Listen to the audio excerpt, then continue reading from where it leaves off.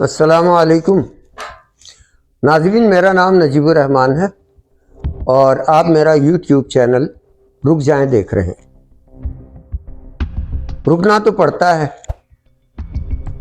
ہر اس جگہ پہ رک کے سوچنا پڑتا ہے جہاں کوئی لمحہ فکریہ ہو، اور اس بات کو سن کے رک کے سوچنا پڑتا ہے جہاں کوئی لمحہ فکریہ ہو۔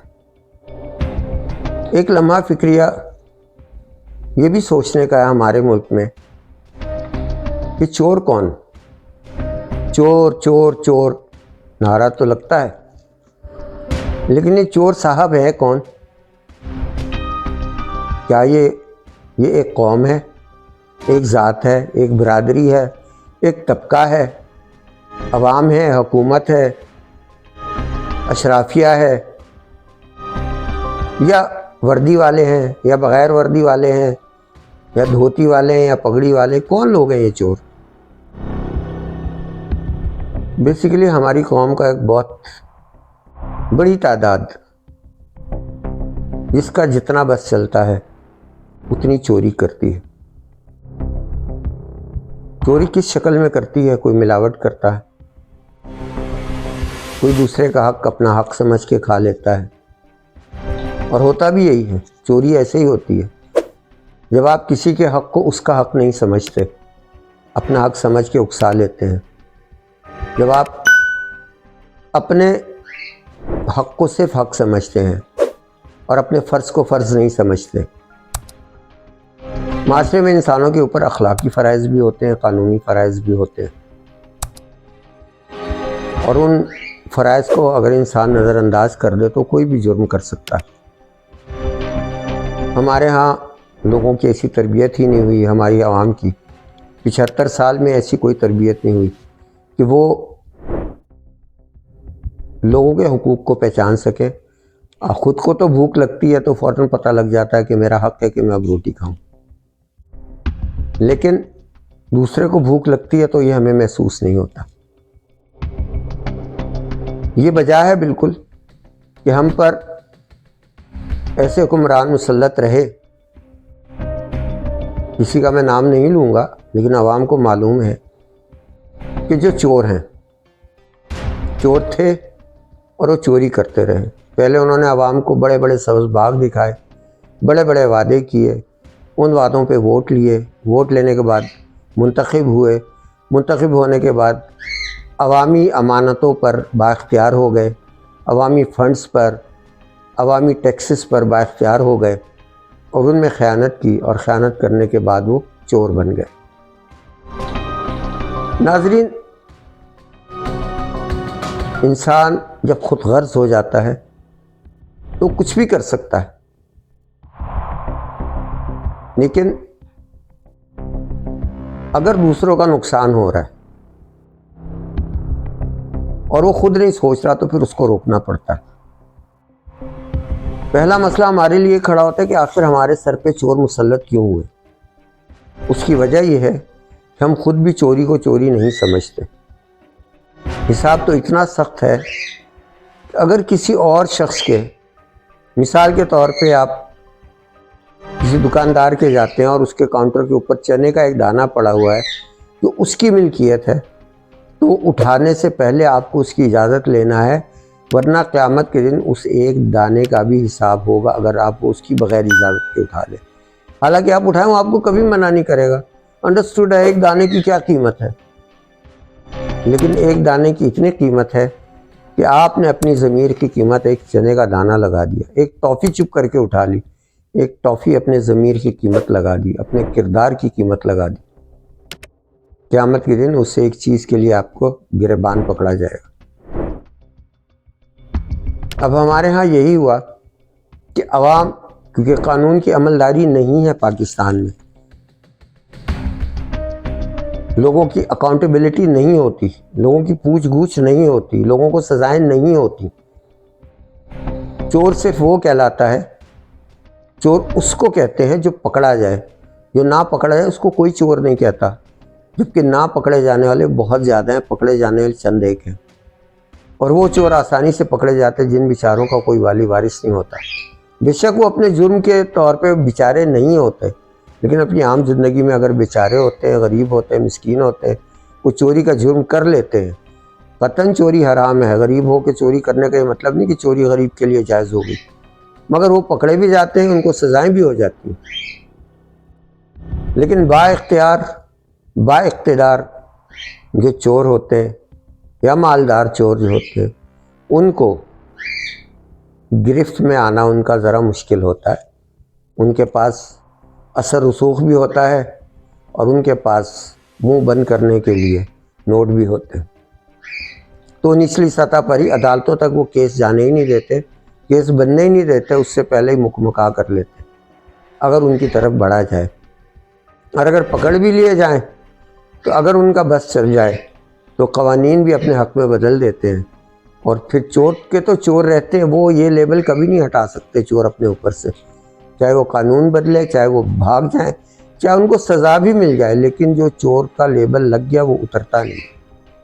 اس لیے چوری کرنے سے پہلے دیکھ لینا چاہیے کہ مال زیادہ قیمتی ہے یا عزت زیادہ قیمتی ہے۔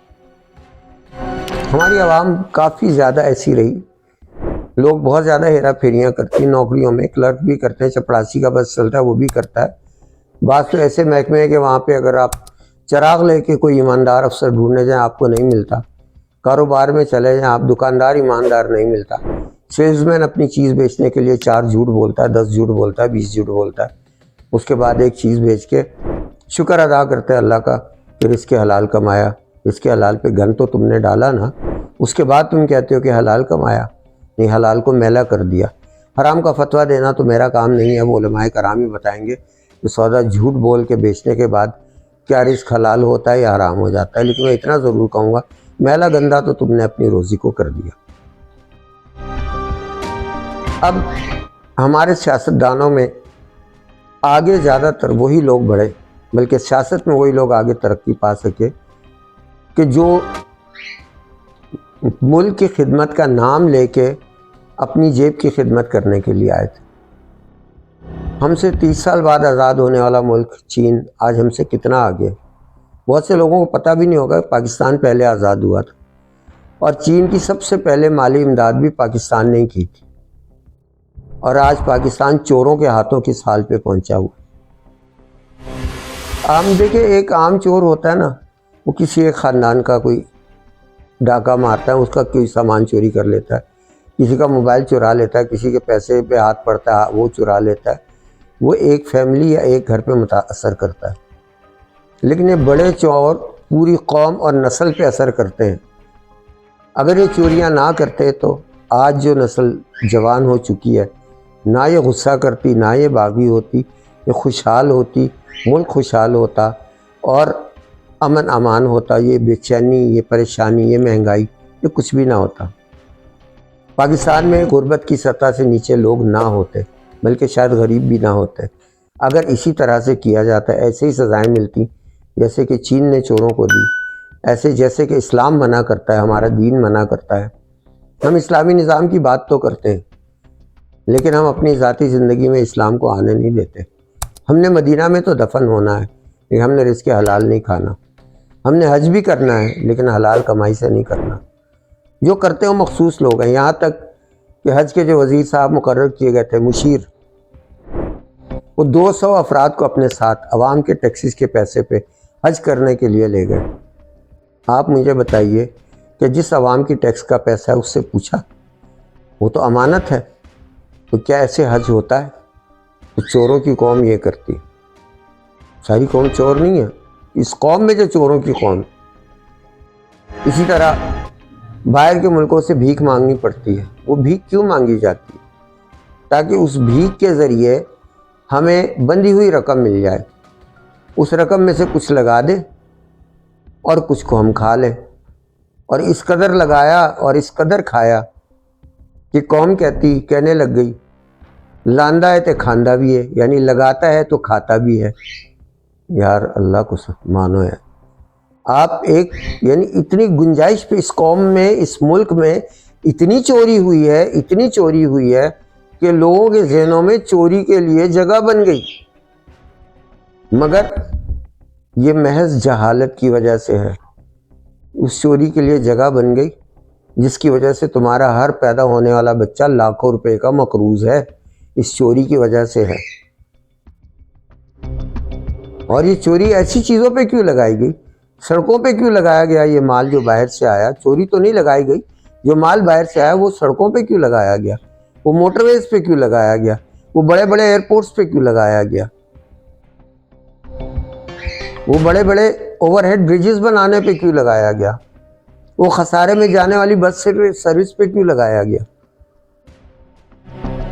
ان جگہوں پہ لگانے کے بعد ریٹرن تو نہیں آتا۔ ریٹرن تو جب آتا ہے کہ جب آپ صنعت میں پیسہ لگائیں، کارخانے لگائیں انہی پیسوں سے جو باہر کے ملکوں سے لے رہے ہیں، اور کارخانے لگا کر انہی کارخانوں سے اپنی ایکسپورٹ بڑھا کر اور آئی ایم ایف اور ورلڈ بینک کا قرضہ واپس کرتے۔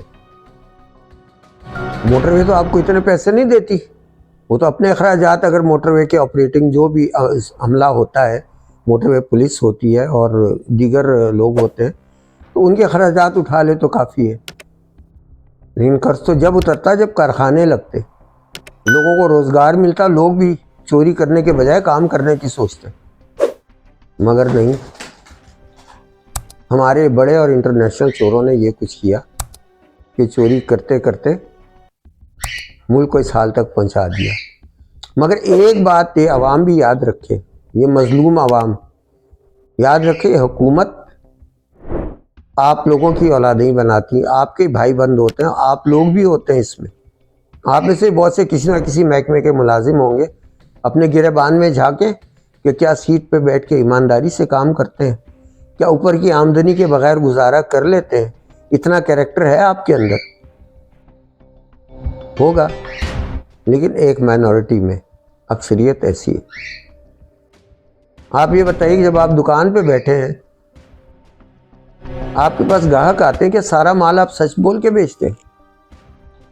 بولتے ہوں گے سچ، مگر بہت کم لوگ۔ اللہ کے نبی نے فرمایا کہ تمہارے اعمال ہی تمہارے حکمران ہوتے ہیں۔ جب آپ لوگوں میں اکثریت چور کی ہو جائے گی، ہم لوگوں میں، آپ اور میں الگ نہیں ہیں، جب ہم لوگوں میں چوروں کی اکثریت ہو جائے گی تو ہمارے اوپر مسلط چور ہی رہیں گے۔ اور اگر ان چوروں سے جان چھڑانی ہے تو اس کا طریقہ یہ نہیں ہے کہ آپ صرف شور مچائیں، چور چور۔ سب سے پہلے ہمیں یہ چاہیے کہ ہم خود چوری چھوڑیں۔ ہم جہاں بیٹھے جو کام کریں، ہم ایک معمولی سے ملازم ہیں، ہم ایک بہت بڑے افسر ہیں، ہم ایک استاد ہیں، ہم اپنے کام سے کام چوری چھوڑیں، ہم رزق حرام کمانا چھوڑیں، ہم رشوت لینا چھوڑیں، ہم ملاوٹ کرنا چھوڑیں، ہم مال کو جھوٹ سے اور مبالغے سے بیچنا چھوڑ دیں۔ آپ دیکھیے انشاءاللہ اللہ کے حکم سے ہمیں خود بخود ایسے حکمران ملیں گے کہ جو چور نہیں ہوں گے، جو ایماندار ہوں گے۔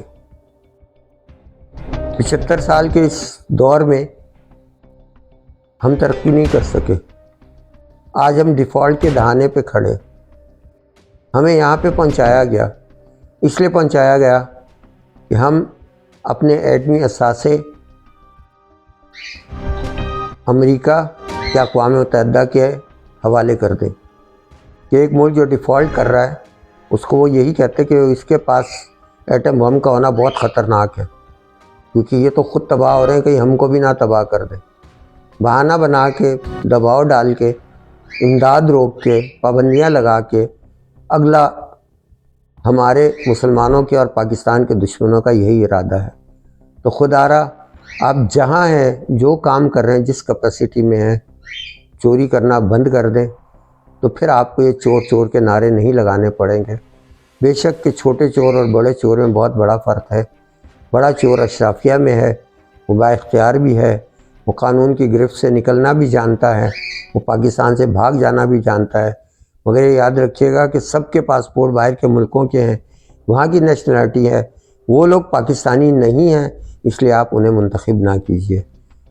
اللہ تعالیٰ پاکستان کا حامی اور ناصر ہو اور اس قوم کو شعور دے، اس قوم پہ رحم فرمائے، اس قوم کو ترقی عطا کرے۔